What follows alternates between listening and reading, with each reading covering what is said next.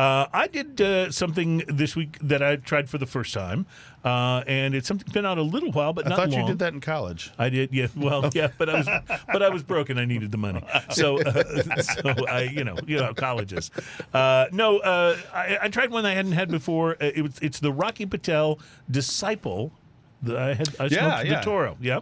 So first thing to point out about the Disciple is the packaging is beautiful, and here's where I feel kind of like It is gorgeous. Yeah, because I know Adam will have a picture of it kind of supered up on the screen if you're watching the video, kind of like when you're watching John Oliver and he does something and there's a picture of Joe Biden with a party hat on or something. It's something that's kind of how it feels watching these back and seeing Adam putting these pictures up. But anyway, there is the gorgeous packaging of the Rocky Patel Disciple, and it made me think. Rocky Patel's gone from a very basic style of packaging early on in the line to some of the most elaborate and beautiful that exist today in the cigar industry. Very tasty looking, not ostentatious. No, they're not over the top. No, not clownish. You might remember the original release of the Edge. I don't think had a band at all. Right, and originally no band whatsoever. And then they started putting a band on the foot. Just the footer. And now if you buy an Edge, that band has moved up to the kind of normal band slot. But again, and even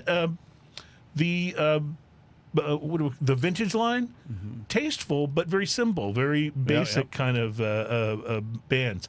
But as the company has grown, so has the scope of the packaging. The Rocky Patel Disciple, honestly, is one of the most sleek and gorgeous band designs that I've ever seen on a cigar. Long dark sleeve at the foot of the cigar, shiny orange footer band, and then a beautifully embossed goldish orange band near the head. It's rolled with a Mexican San Andres wrapper, and it uses exclusively Nicaraguan tobacco for the binder and filler. It almost seemed a shame to take the sleeve off because it was so pretty. But I wouldn't have been, it would have been more of a shame not to have smoked it. So off it went. The cigar itself was also quite gorgeous. Dark brown, relatively smooth, just a few veins and nicely packed. I used a punch and I checked the cold draw, earth, coffee, and chocolate on the cold draw. I was so I'm looking at my notes on this cigar, and barnyard, earth, coffee, and chocolate. Okay, so the only thing I didn't get was a barnyard. Yep. I was really excited about this cigar, so I toasted it with the lighter and took the first puff. And as has been the case with a number of Nicaraguan cigars that I've smoked recently, I did not get a Nicaraguan Pepper Blast. Did you get one? I did not. Not on this. Okay. I'll let you read yours. There was a hint of pepper, but the more dominant notes were similar to what I got on the pre-light: earth, chocolate, coffee, and a bit of a hint of dried fruit is what I got. Nice. Okay. Second, third gave me the impression that the chocolate and coffee notes had sort of merged into more of a mocha vibe. That's a subtle difference, but I did notice it. Either that or I'm completely out of my mind. Earth and dried fruit remained to a lesser extent, and a hint of cedar and pepper on the retrohale.